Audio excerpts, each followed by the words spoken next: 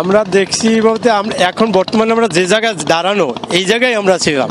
আমরা বিকট একটা আওয়াজ হয়েছে, অন্য উপর দিকে চাইয়ে দিয়েছেন একটা বিমান নিচমুই মাথা দিয়া উভয় দিয়ে পড়তে আছে, সামনে আগুন, মাথার মধ্যে আগুন ধরানো, দুই সাইড দিয়ে দুইটা লোক বাইরে আইছে প্যারাশুট দিয়া, একটা ডাইন সাইড দিয়ে একটা বাম সাইড দিয়া। যে ডাইন সাইড দিয়ে বাইরে আইছে ওই প্যারাশুটটা পুরা দমে খোলা ছিল, যে বাম সাইড দিয়ে বাইরে আইছে ওই প্যারাশুটটা পুরা দমে খোলা ছিল না, হালকা পাইছে। এই অবস্থায় মনে হয় বিমানটা পানিতে পড়তে কোনো টাইম নেয় নাই।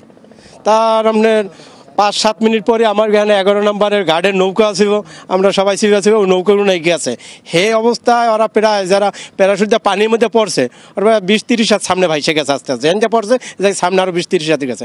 ওই যে নৌকা উড়াইয়া নিয়ে আসছে, নিয়ে বোট ক্লাবের ওই গার্ডে ওদের উড়াইছে। তা আমরা ওই ঘাট পর্যন্ত আর যাই না, মানে ওরা কী অবস্থায় আসিল কি না এটা আমরা আর দেখতে পারি না। আমরা এখানে জাহাজের সামনে বসিয়াছিলাম আপনার 10:30টার দিকে, এখানে বসিয়াছিলাম। বসার পরে আপনার দেখতে অনেক জোরে একটা আওয়াজ হয়েছে, বিস্ফোরণের মতো একটা আওয়াজ হয়েছে হেলিকপ্টারের। আওয়াজ হওয়ার সাথে আমরা উপর দিকে তাকাইছে দেখতেন এখান থেকে দুইটা প্যারাশুট দিয়া মানুষ নামার দিকে ফরতেছে। ফরার সাথে সাথে কিছুক্ষণ মানে মাছ বরাবর ফুটছে, বিমানটাও ফুটছে, ফরার সাথে সাথে বিমানটাও ডুবে গেছে। ডুবার পরে কতটুকু সামনে গেছে আনেরিয়াটা, ওই ফেরাসুটটা সামনে গেছে। যাওয়ার পরে আমরা এখান থেকে সিলেতেছি 11 নম্বর গাঁড়ের নৌকা আছে, নৌকাদেরকে আমরা সিলে ফাটাইছি।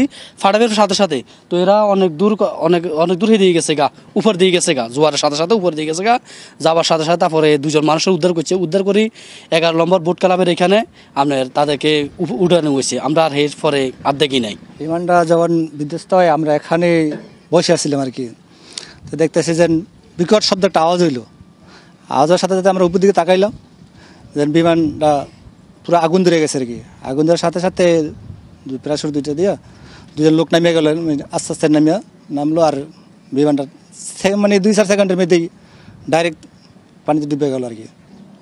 এতটুকু আমাদের দেখা। তারপরে লোকজন আমরা বললাম যে তাড়াতাড়ি গাড়ির থেকে লোক যাও, কে তাড়াতাড়ি উদ্ধার করো, কেউ আসতেছে না। তখন এই 11 নম্বর গাড়ির থেকে লোক দুইটা বোট গেল, বোট গিয়ে উঠে তারপরে আমাদের জাহাজে পাশ দিয়ে নিয়ে গেল আর কি উঠাইয়া।